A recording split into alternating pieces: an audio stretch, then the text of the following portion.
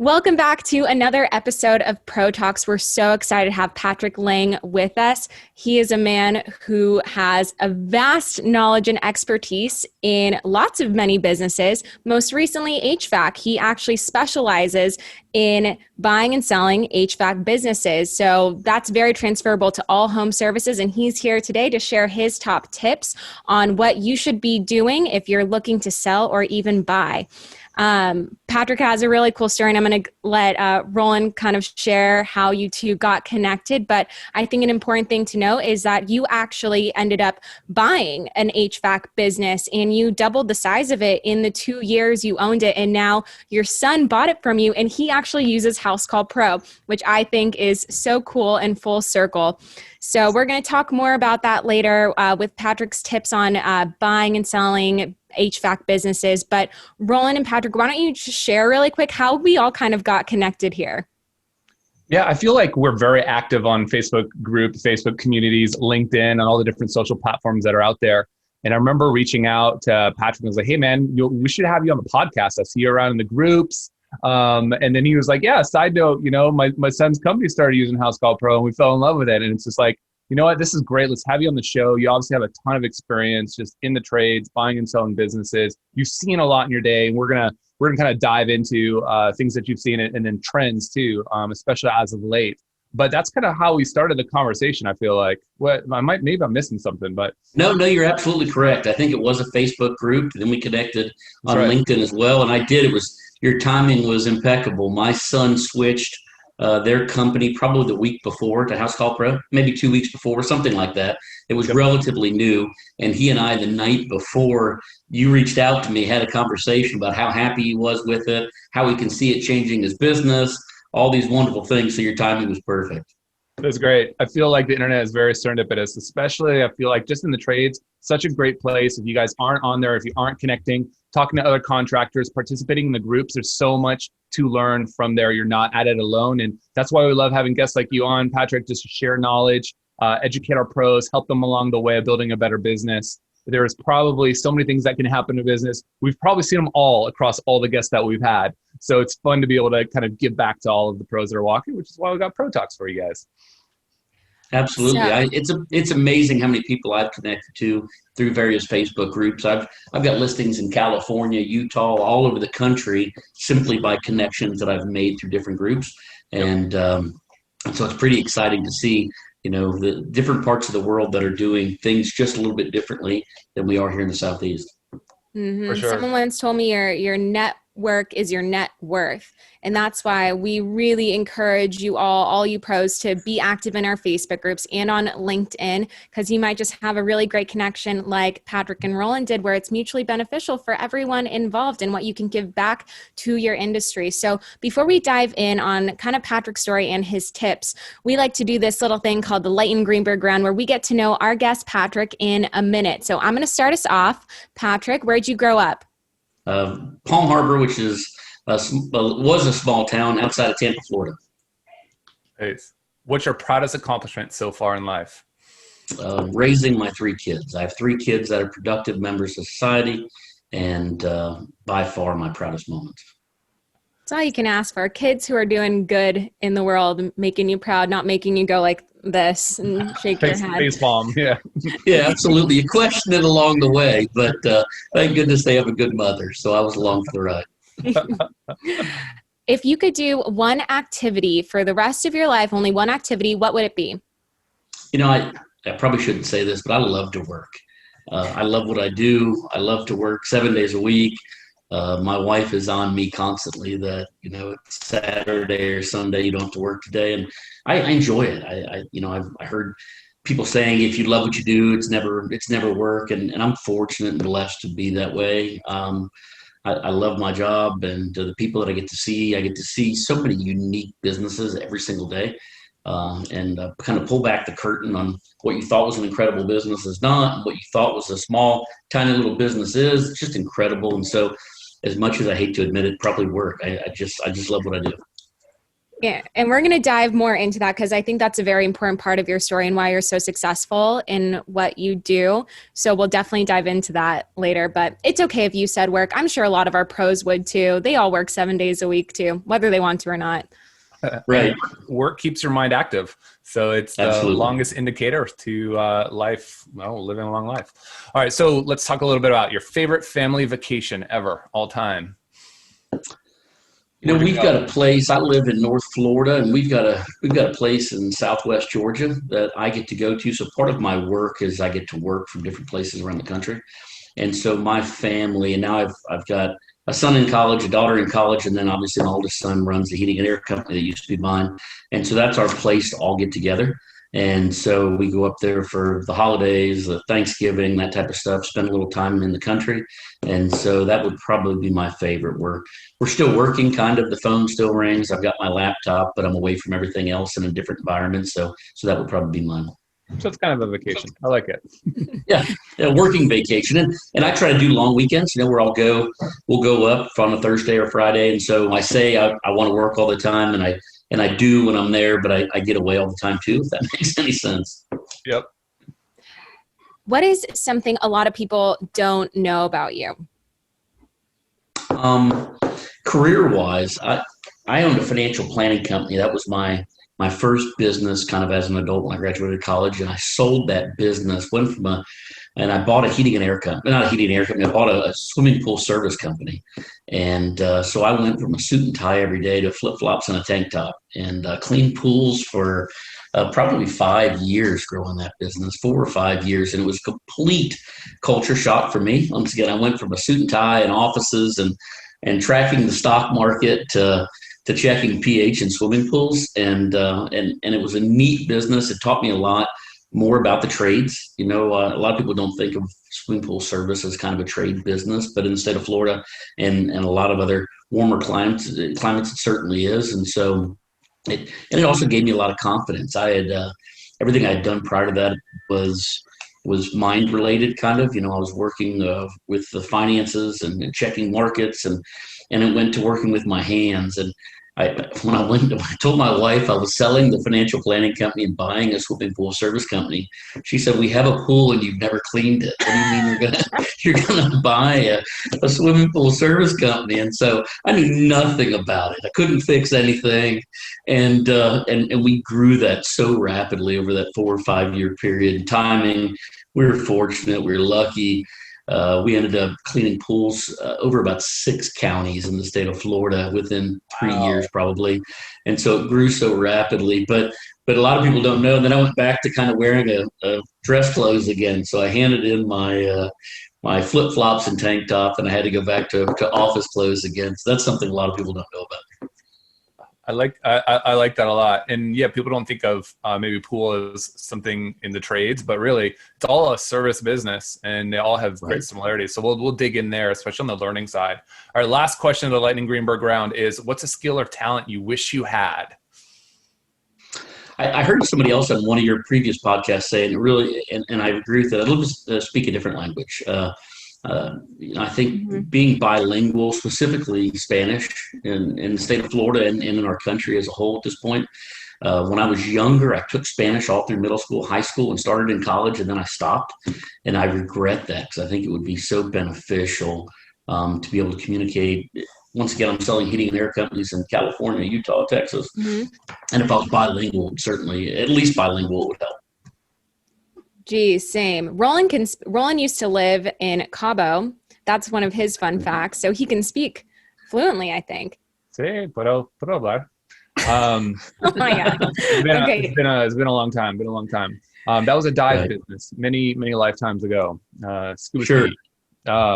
All right. So let's get into kind of the meat and potatoes. Alexa. Yes. Okay. So Patrick, first of all, great answers to our lightning round. You're so thoughtful in all of your answers. So talk us through kind of all the businesses you've owned and how and why you landed on HVAC. And you told me you just kind of fell in love with the industry. So how did you end up becoming a business broker and selling heating and air companies?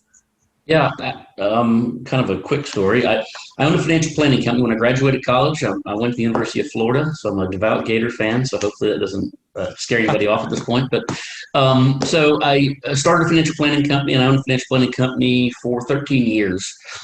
And then one day I realized it wasn't fun anymore. And I'm of the belief that life is supposed to be fun. You're supposed to enjoy what you do. I had 3 offices. I managed about $140 million in assets.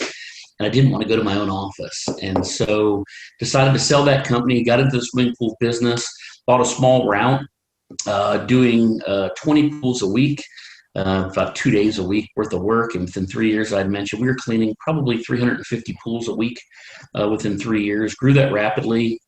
Um, and then realized that's a lot of work too, and specifically in Florida. And so timing was perfect. Foreclosure market was good. There was a lot of pools. There was a lot of people that needed service. And so another fragmented industry. So I started selling that off. We covered such a big area that I sold it off on my own. I didn't know a business broker existed. So I sold my financial planning company, didn't know a business broker existed, sold my swimming pool service company on Craigslist. I ran ads on Craigslist to get people to buy this company all over the state of Florida, and was actually doing some consulting work. Heating and air, similar to other businesses, if you take care of the customers and take care of your employees, you make money. And I think that there's a lot of businesses that people try to make more complex than that, and that was the business. And so we were able to grow so quickly that we were growing it so fast that we would end up selling chunks of it off because we couldn't service it all, and it was pretty profitable doing that. And other guys came to me, heating and air or pool guys came to me and said, how you doing it? So I started kind of consulting a little bit and teaching them what I thought was relatively easy to grow. And I ended up going to a BNI meeting, met a guy who told me he was a business broker. And I said, what is that? And he told me what he did. And I said, you get paid for that? And he said, yeah, pretty well. And I thought, I'm doing it for myself. Nobody's paying me any commission. Let me try this. So I got licensed in the state of Florida, became a business broker, went to Century 21, which I didn't know at the time, didn't know anything about business brokerage, asked them if I could be a business broker there. And they said, sure. So I got my Florida real estate license, became a business broker, asked them what I do, and they said, well, we really don't do that. You have to kind of figure that out, but we'll help you in any way we can.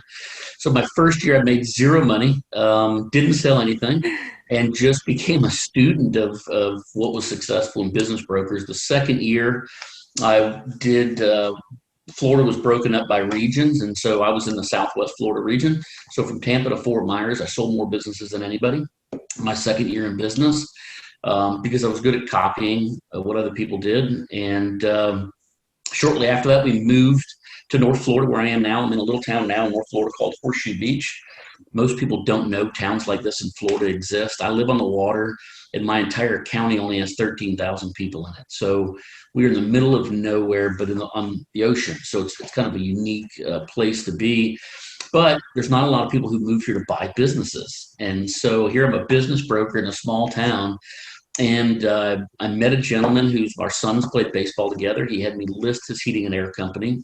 I've always loved businesses with barriers to entry. I think if you have a license, it's not as price sensitive. And so I listed his company for sale. That week, I decided I really want to be in the industry. I went back and I bought him out. And so it was kind of unique. The guy who I bought out was actually a realtor who didn't know anything about heating and air, who owned a heating and air business that he had bought out 3 years prior. So kind of a long, drawn-out story there. So we bought the company, ran it for 2 years, and then I really missed business brokering. I missed putting deals together. I missed working with other businesses. I enjoyed the heating and air space, but not like I did business brokerage. So at the time, my oldest son worked for me. I told him I was going to sell the company, and he needed to find another job someplace else. And he said, "Can I buy it? I don't want to get out." I'm like, "Well, sure." And I've been his toughest critic. I have all my kids. I think working is a part of life, and you need to work hard. And they never work as hard as I think they should be working hard. And so he excelled in the industry. He would go home at night and watch YouTube videos on how to test a compressor to see why it shorted and all these things that I didn't even know anything about. I owned the company, and I couldn't fix an air conditioner. My life depended on it. He comes to my house and fixes my air conditioner. So he decided to buy me out. And I realized at that time that there was no real business brokers who knew anything about heating and air.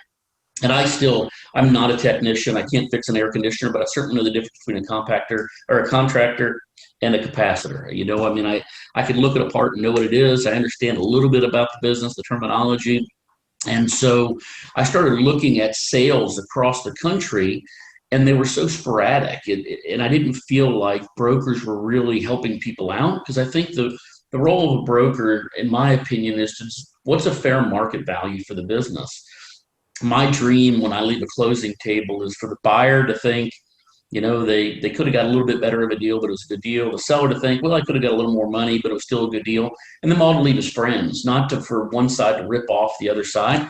And so I feel a broker needs to kind of put in, where's the middle ground? Often you see them, they price it way up here and way down here. And so there's no consistency. So I became kind of a student of business brokering, specifically for heating and air companies, researched everything I could about it, started selling about 3 years ago. It's been now. I started.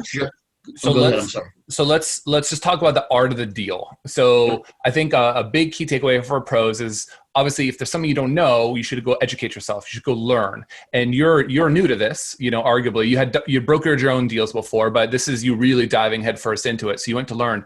On your first 2 deals, for the pros that don't understand how this works, do you just give them 100% cash? Can that even be a deal? Do you do it on a note? What are some bases? And are those first deals that you made, would you have done them differently now, knowing what you know now?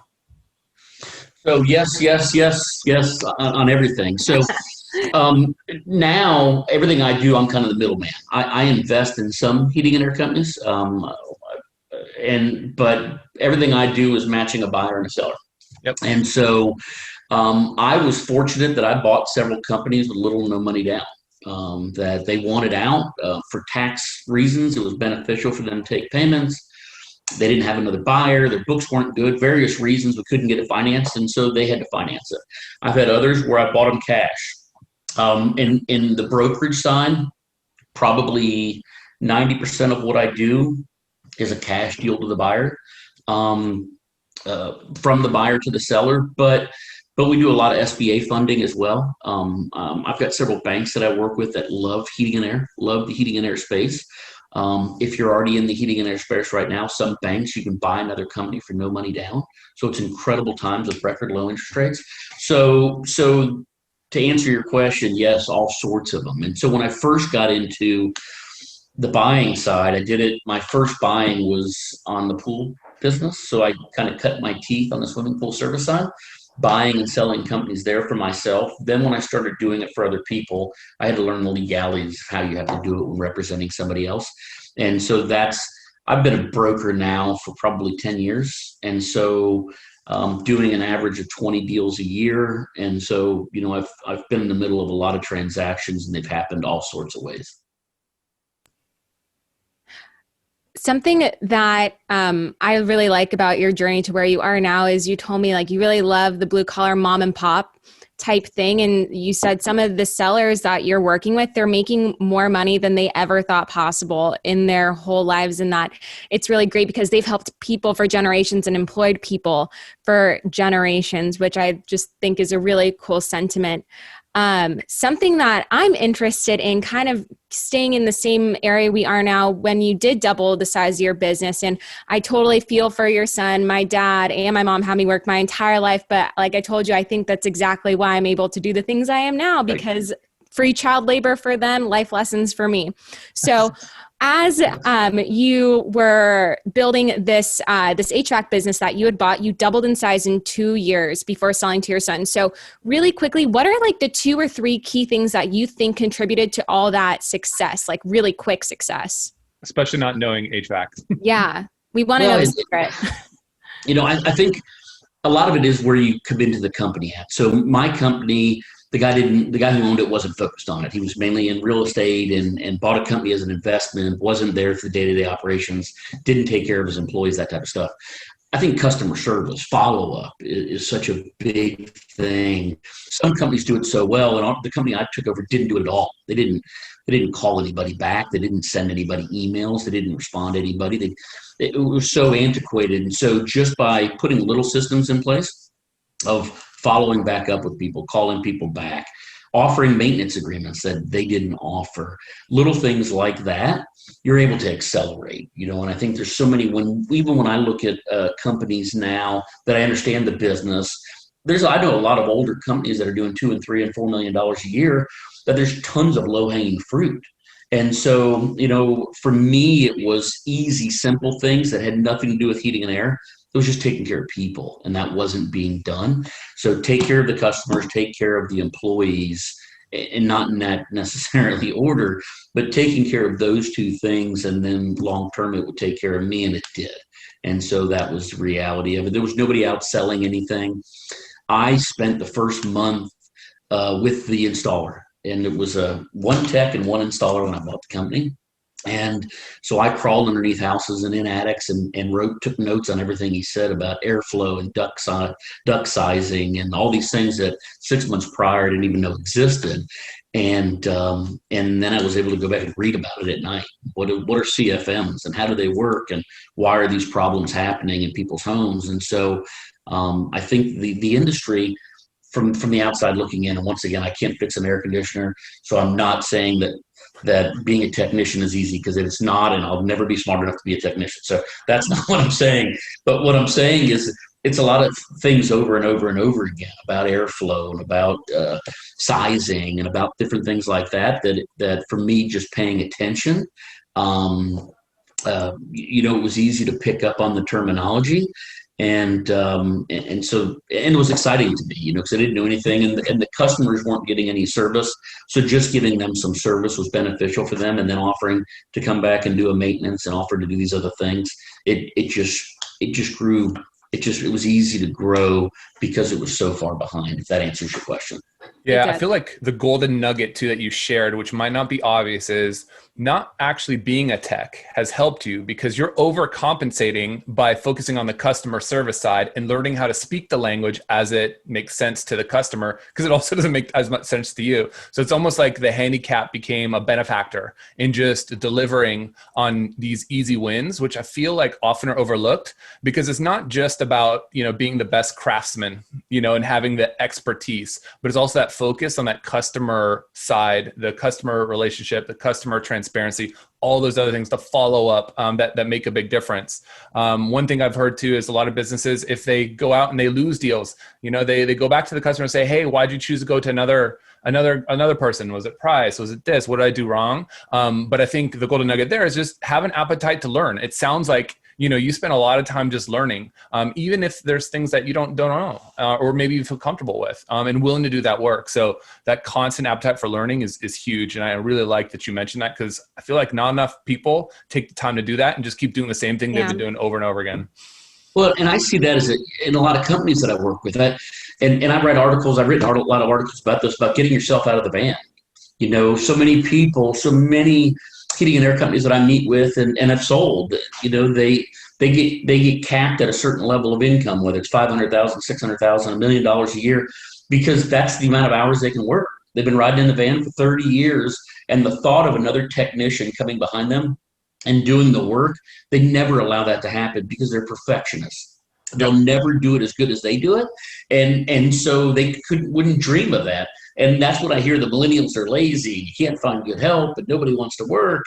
And those stories, because that technician turned owner is such a perfectionist that he won't allow anybody to do it. I didn't have that luxury, so I had to hire somebody else to do it. And when the phone rang more than that guy could answer those calls, I had to hire somebody else. I didn't have an option. And so to me, it was kind of education by fire. And it's weird that it's been that from the start. And other businesses that I've owned, like the financial planning company, and I'm with my wife and I also own a sign company that we bought that does signs, T-shirts, advertising, that type of stuff. And so those things I was able to do it myself.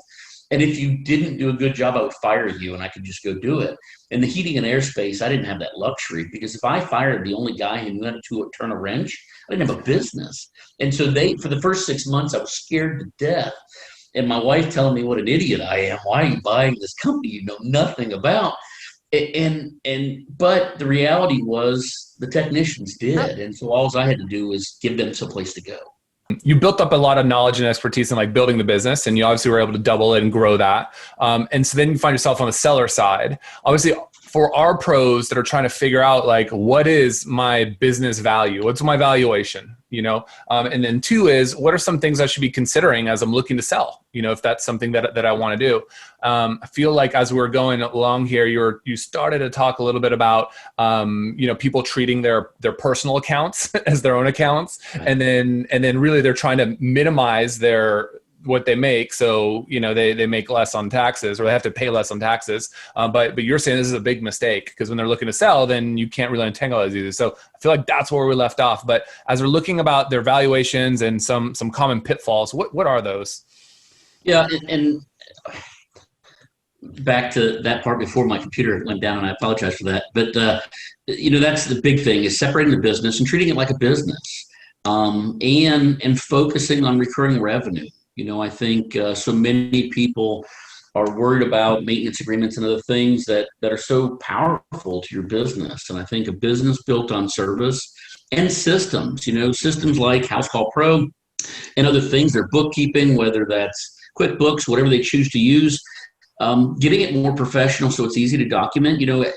As we said, you spend your entire business life trying to reduce your taxes, and then you expect to get paid for it. And so I try to tell a seller to put yourself in a buyer's shoes.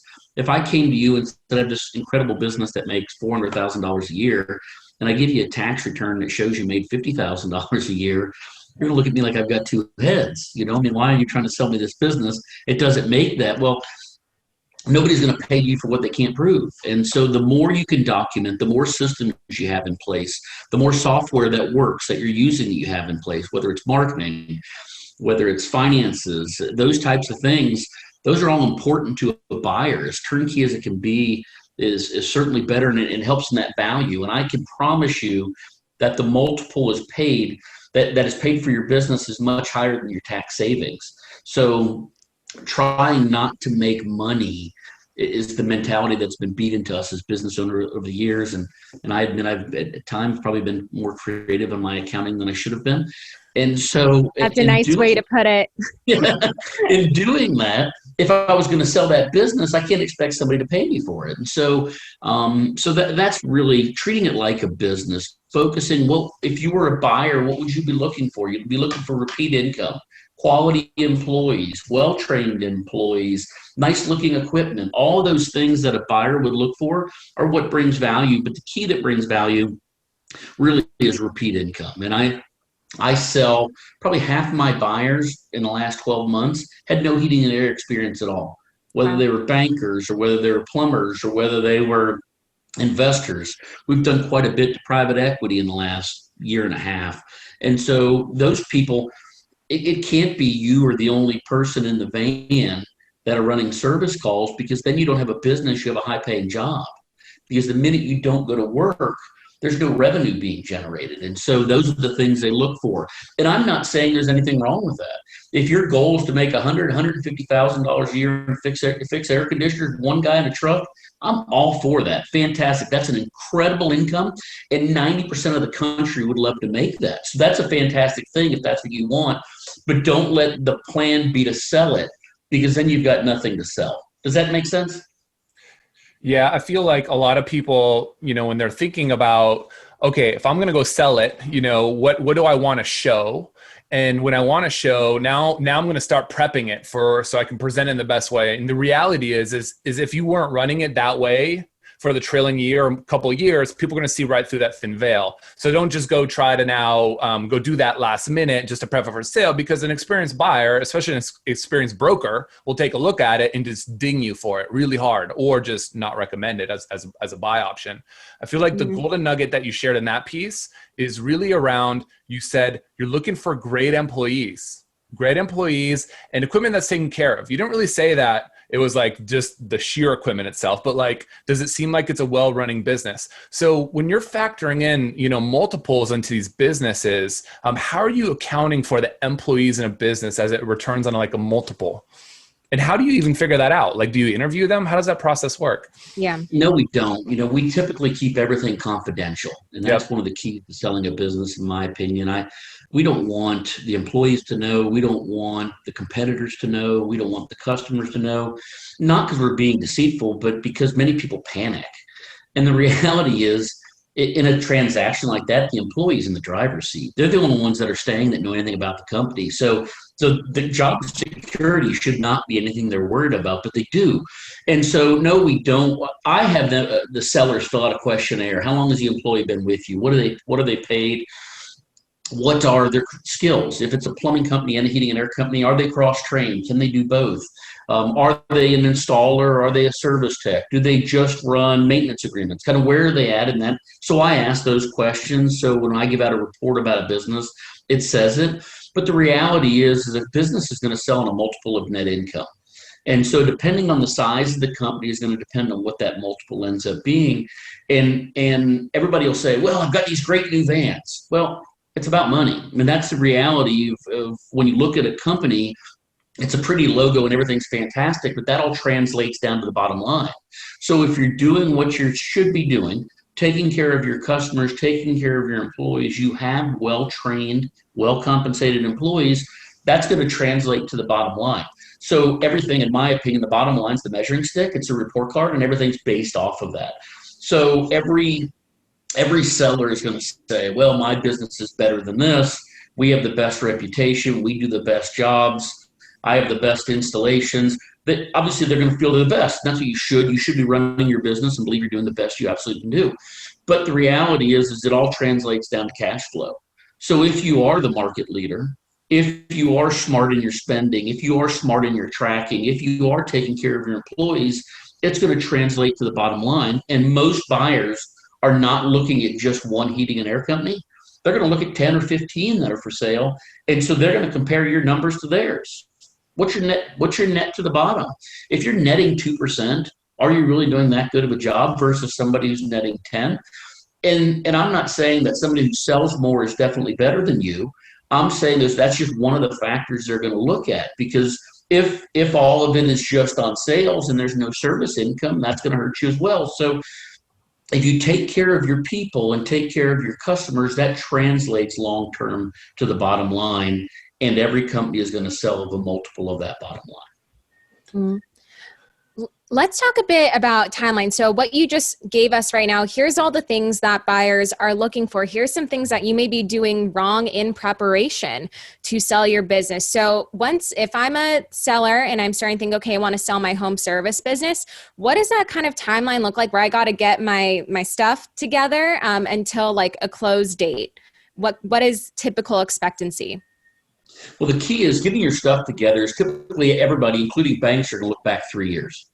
So if you have been creative in your accounting for years, you can't expect to have one good year tax return and then show somebody the books and they look back at 2 or 3 years and it doesn't even look like the same business. So from a dollars and cents standpoint, typically 3 years. But from the point it's listed till the point it sells, a lot of that has to do with business and price. Anything that I would tell you, and I get asked that a lot, obviously we go to list a company, how long is it going to take? And anything I say is going to be a lie.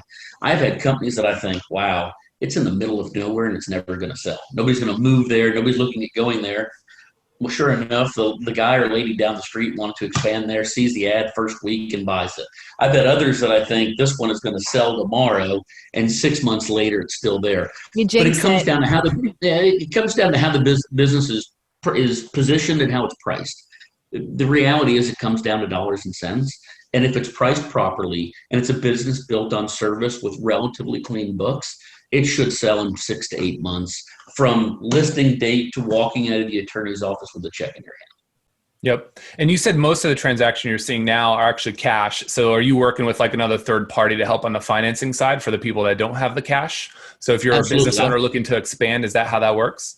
Yeah, absolutely. I've got some banks that I work with that do SBA loans. And so we've got good relationships with them and they understand the heating and air space. And so we use them quite a bit.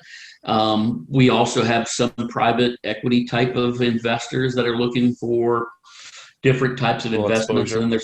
And then there's full-on private equity firms that own 15 or 20 heating and air companies that contact us. So it really depends on the location. It depends on the size of the company, how the company's built. But yeah, Smaller companies typically go for cash, and surprisingly, much larger companies will go for cash because of the buyers that they attract, private equity, that type of thing. That makes a lot of sense. So when you're taking a look at their net income, and they've got all the things in place that you kind of mentioned, what types of multiples are you seeing now? And do you think that's increasing or decreasing? Definitely increasing. I think the push from private equity has really helped sellers. It's been the last 12 to 18 months. The market has been extremely hot. Excuse me. And I say a lot of it has to do with that private equity push, because I probably get 5 phone calls a day from private equity firms looking for heating and air. So if I'm getting that, so is other brokers in the country. And so because of that push, it's making other buyers have to pay a premium to get those businesses if they want them. So the numbers have gone up. Typically what I have found is a company that has a net income, and I'm going to say net income in loose terms, net income all in, total owner's benefit, what the owner makes from the business under 500,000, under 400,000 is going to sell for around 2 times that multiple. So if they're making 300,000 a year, it's going to sell somewhere around 600,000. Once you get to that $500,000 threshold, now it's begun to attract private equity money, and now that multiple has gone up. So depending on the market, depending on if you're multiple trades, plumbing and electrical, heating and air, what that could go from 3 to 5 times in that 400,000 range to 800,000 range. And as you get over $1 million in that income, kind of the sky's the limit depending on the market that you're in. There's really a big push for that upper end of the market, because a lot of those companies don't hit the market because they're bought out by competitors they already have relationships with. A lot of competitors, I'm sure if there's a lot of heating and air people that listen to this podcast, they'll all tell you that they're getting calls or letters weekly from companies looking to buy them out that are either private equity people or competitors in the area, because many people have found that it's cheaper to buy a quality company than it is to market your way there. Because when you buy that company, you get the phone number, you get the maintenance agreements, you get the trucks, you get the employees. And the reality is, in this space, in my opinion, the biggest problem that people face is quality employees. And so if you're able to buy a company that has 3, 4, 5, 10 quality employees there, then you're leaps and bounds ahead of where you were, not counting the net income that just came with it. Yeah, that makes sense. Because even just the recruiting and building up that many people, if you were to just amortize that across time for 10 people, you're at least looking at $500,000 anyways, just on the people cost. And I think there's a couple other interesting things that you mentioned, which is, companies that have service plans in place, so recurring revenue that comes in year after year for the life of the unit that they installed, those are very attractive, especially if those are auto builds. So with Housecall Pro, we've invested a lot of time into getting that customer's credit card right on file, having an auto bill, and the multiples you get on top of that is much more significant than just running pure installs. Although your gross could be higher, it's not recurring in nature, and you have to go spend more marketing dollars again to acquire that next install. So it's kind of money in, money out. So last question as it relates to this. So if someone is looking to sell their business, how do they go about finding a broker to work with, and what kind of commission are they looking to pay out to them at the end of the deal for brokering it together? Good question. It's illegal for me to say this is what everybody's going to charge you, so I can tell you what I charge.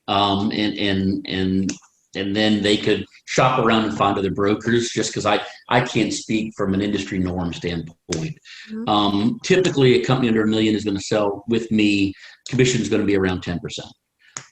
When it goes above that $1 million selling price, then the commission will be reduced, depending on how high it goes, because of the amount of work that's involved is less. Often, once again, there's private equity people that call me every day. Most companies that are selling for over $2 or $3 million, I could have sold today. If they called me today and we listed it today, I could have it sold today. And so my commission, my work is less. But an average size company that I sell, and I sell a lot of companies under $1 million, is around a 10% commission. And everybody's going to be different. I think you really need, from finding a broker standpoint, I think you need to find somebody you can trust. I'm not right for everybody. I don't claim to be right for everybody. And I think it's a huge decision. In my opinion, when I sold my financial planning company, it was the hardest emotional decision I've ever made. That was my baby. That's all I knew. Everybody who knew me as the financial advisor. That's all it was. My kids grew up in the office. They knew all my clients. And so on top of the financial side, that you're walking away from that income that you've been making, now you're walking away from that life that you've had. Many guys have been in a van for their entire life. They don't know what else to do but climb back in the van Monday morning and go run a service call. And so emotionally, it's a big, big, big thing. And so my advice is find somebody you trust. I mean, I focus on heating and air because I believe in it, and I think it makes me better. That if I was selling restaurants and gas stations and everything else, which I have in the past, I couldn't deliver a lot of value to you just on heating and air because I couldn't be on top of that many different things. But that doesn't mean I'm right for everybody.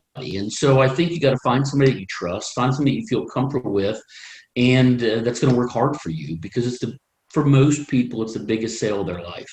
And you only get one opportunity to sell your business, and making sure you do it right the first time is huge, and making sure that the person who's holding your hand and walking you through that is somebody you feel comfortable with. I suggest to everybody, talk to multiple people. Find somebody, ask them some questions. If you're a plumber, how many plumbing companies have they sold? What do they know about the plumbing business? If they don't know about it, that would concern me. How many companies have you sold in my area? What kind of multiples are you seeing? What kind of information? Do you have a list of buyers? There's a lot of questions that you can ask brokers, but the reality is it's got to feel somebody that you feel comfortable with, that you're going to trust maybe your life savings to, or your baby. And that's the reality for most people. And for me, it was like my baby. I mean, I spent a lot of broke days working in an office and having no money and scraping and working through that. And so making sure that it's the right person is a huge decision not to be taken lightly. Yeah, and I think the commission model aligns the values correctly because, your broker's going to be fighting to get the biggest multiple that they can sell. And if they have a good Rolodex, the multiple buyers of that business, you get people kind of bidding against one another saying like, hey, well, maybe I can offer this. Hey, I got another guy offering this. Ultimately, it's such a small percentage compared to the value that the right broker can provide. But I think the underlying element of all of this is just trust and getting the right person. Absolutely. And I think I tell all my clients that, hey, the bigger your check is, the bigger my check is. The faster you get paid, the faster I get paid. And so there's no doubt about it. I want to do the best job I can for you financially. Even if I didn't like you financially, it's in my best interest to do the best I can for you. And so once again, you get one time to do it. And there's so much, and once again, I'm not tooting my own horn, so I hope it doesn't sound like that, but there's so much that happens with the sale that many sellers don't even think about. So once again, if I'm not the guy, find that person who is, or girl who is, because from a due diligence standpoint, what happens to maintenance agreements? You've been paid on all these maintenance agreements and you haven't done the service. Who gets the money for that? That's a liability. What if you do an in-house warranties? How are you going to compensate them for that risk? What's going to happen with the equipment? What about inventory? What about the warranties that you have for the next year? Most places have a 1-year labor warranty, minimum. So all these different things, there's so many things that go into that people just think of. They think of, I've made this business and I should get paid for this and walk away, but making sure you're not walking away with liability attached to you. And so making sure that's where that trust that you had mentioned is so important, that, hey, this is the girl that's really going to watch out for me, and it's going to have my best interest in mind, and it's going to protect me on the back end. Yep. Absolutely. Those are so many incredible tips. And that was Roland and I were definitely excited to pick your brain on that, because it's not something that's talked about a lot. And what you're doing in HVAC is very transferable to the rest of the home service space. But your whole job as a broker is to make that, is letting go of your baby, watching it go off to college or grad school, a less painful process, because you're then only having to kind of emotionally accept that, not deal with like dotting your I's, crossing your T's. So that is super helpful. Something that Roland and I love is we love hearing the crazy stories of our guests, and with how many businesses you've sold and how long you've been employed for. Do you have any incredible success stories or the opposite, or on the opposite end, a horror story of selling an HVAC business that proved out to be a really great lesson that would be beneficial for our pros to know? Yeah, I don't like to talk about the negative ones, but actually before heating and air, I did. In the heating and air space, and that's part of what I love. The people that I deal with are just incredible people. And you and I talked about that, Alexa, that just for most of them, blue collar, great people who've made an incredible living, and they're honest and they employ people. So that's what I love about part of what I love about what I do. When I sold everything, was selling a restaurant, and we showed up the day before closing for the final walkthrough, and they had taken everything out. So the sellers cleaned out the place because, come to find out, they were behind on their rent and they weren't honest with us about it. And so thank goodness it wasn't my listing. I was representing buyers, and we showed up for the walkthrough, and the TVs were gone, the glasses were gone, the tables were gone. There was an empty shell of a building that the landlord said they came in at like 2:00 in the morning and wiped the place out, took it all so they could go sell it and not have to pay anybody. So that was a horror story. Thank goodness I haven't had those in the heating and air space. The heating and air space, the transactions have been so positive. Now, not everybody personality-wise gets along after the sale, buyers and sellers, and obviously a seller has a way they want things done, and the buyer's not always going to do it that way, so they don't always agree.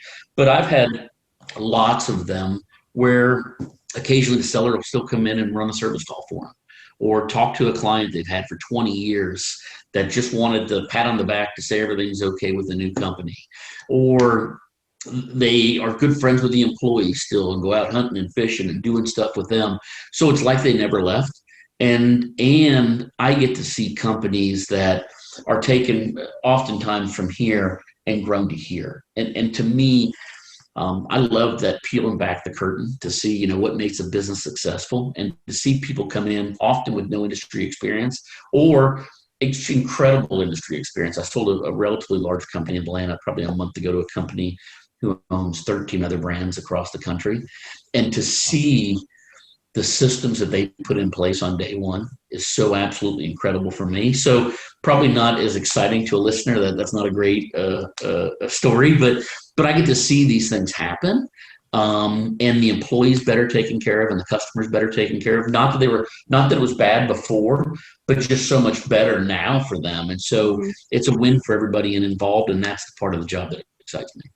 That is a success story. I think the lesson to be taken from there is selling your business sounds super, super scary and daunting, but you should be optimistic about it. And there's a lot of good things that can come from it. And you can still have that relationship with your employees. I mean, be involved as you want to be, but knowing that there is potential to still be involved in some capacity, especially if your name is plastered on it, which for most of our pros it is. Right. And that's a big point of contention for selling their business. They're like, well, I'm Patrick. This is Patrick's HVAC. I can't leave and go live my life and go into retirement and be happy. But that's actually the opposite. So I think it is a great lesson.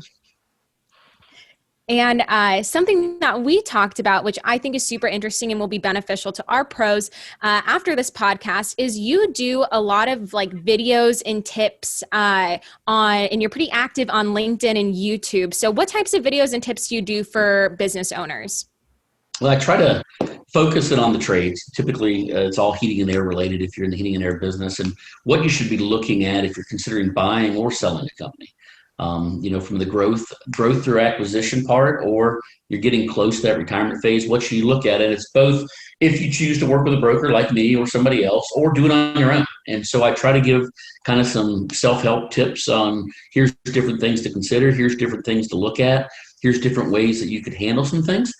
And so I try to put as much information out there that hopefully people find useful. We will definitely link all those in our show notes and go connect with Patrick on LinkedIn too, just how he and Roland did. I know I will. Yeah, he's easy to find on YouTube too, so go ahead. I feel like there's also just, if nothing else, just educate yourself, and they're nice and short and to the point. So you're not going to you don't worry about going into like a 1 hour long YouTube and going down the rabbit hole. These are actionable things that you should definitely take a look at. So definitely highly recommended. So obviously, you've been working now your whole adult life. All of this is all entrepreneurialism. Everyone's working really hard. It's a roller coaster. Obviously, there's great moments and there's really, really low moments. What kind of tips or encouragement and advice do you have for the pros who are kind of going through that right now, especially kind of given the times that we're in? I feel like it is much better for HVAC than some of the other trades, obviously, but what kind of words of advice do you have for them? I tell you, keep going. I mean, that's been my thing. I think I've been successful, or what I classify myself for successful anyways, because I just got up and gone to work the next day. I think Lex and I talked before, and I said, there's been days when I drive by the guy on the side of the road digging the ditch and think, man, I'd love to be him. 5 o'clock, he goes home, has a cold beer. He's not worried about the business. The phone's not ringing. He doesn't have payroll tomorrow morning. I am jealous of him. And in my self-employed life of 25 plus years, there's been a lot of days that I've thought that to myself, that I've got to make payroll tomorrow, and I've got to take care of marketing, and the phone won't stop ringing, and everybody wants me, and this is horrible, and I should just get a job someplace. But then, I get to bed early and get up the next morning and just get back after it. I think, it's a numbers game, and if you just keep working hard, a thing I preach to my kids, and they can recite it and they're sick of me saying it, I'm sure. And if they hear this podcast, they'll laugh at me for saying it, but life's the result of the choices you make. Get out and get after your work. And I have found that there's no problem you can't just work your way out of eventually. And so that's been my key. And that the other big thing for me, probably a more important thing, is success leaves clues. There's so many organizations around, and that's the thing that has amazed me the most about this industry. I've been fortunate to meet with different coaching organizations.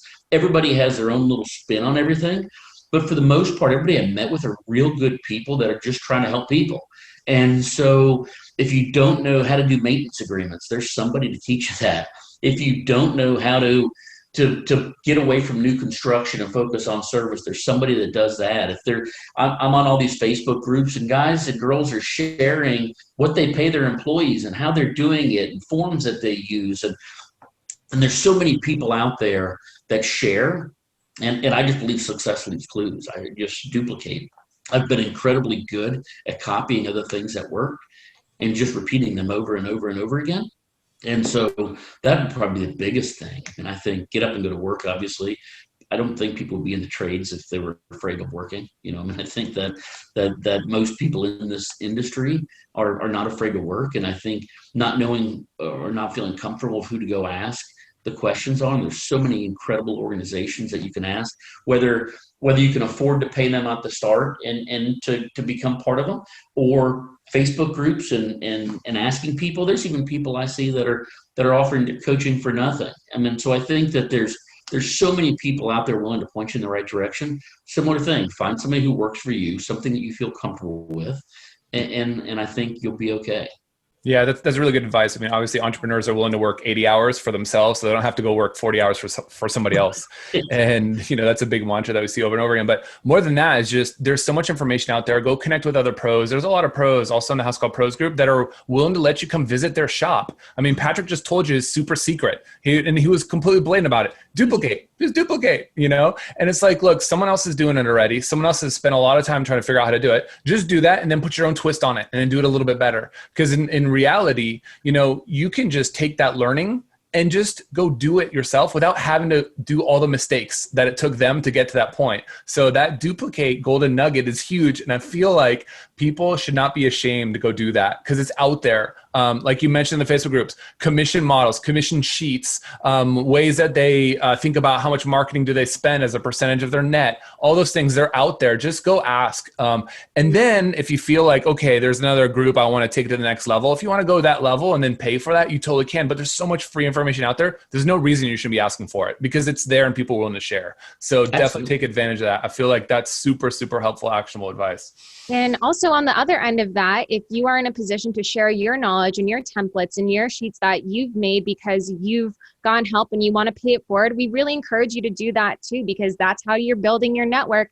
And ask Patrick, it feels good to do when you can help other people with something that you know a lot about, especially as you get into later stages of your career. It keeps it fun, it keeps it exciting, and mentorship is a great way to learn and a new skill to hone in on. So all the way around, be active in your communities. And I think I want to leave it off on that thing you said about the trades. No one gets into the trades if they don't like hard work or if they can't handle hard work. And I am thinking through all of the pros that Roland and I get to talk to and work with every day, and they for sure are not scared of hard work. They actually welcome it. So as you worked hard in your business, if it gets to the point where you need to sell it, hopefully this podcast has helped you understand some of the things you should be considering now, even if you're not looking to sell for another 5 years or more down the road. So Patrick, thank you so much for sitting with Roland and I. I know we both learned a lot. We were super excited all week to get the opportunity to pick your brain as an expert in this market. And for those of you listening, we will link Patrick's LinkedIn and YouTube on the show notes, so you can go follow these really short, helpful tips that you can watch every week. That's great. Thank you so much. If people want to find you too, Patrick, what's the easiest way? We'll obviously post the links, but where can they find you? Yeah, I'm on Facebook. Obviously, my name, Patrick Lange, Lange. My website, businessmodificationgroup.com, and LinkedIn. If they just search my name and my company name, you'll find me anywhere. And anybody ever has any questions, don't hesitate to call. Send me an email. I'm happy to answer questions. If it's you want to get out 5 years from now, what should you do? Call me. I'll walk you through it. I'd love to help out.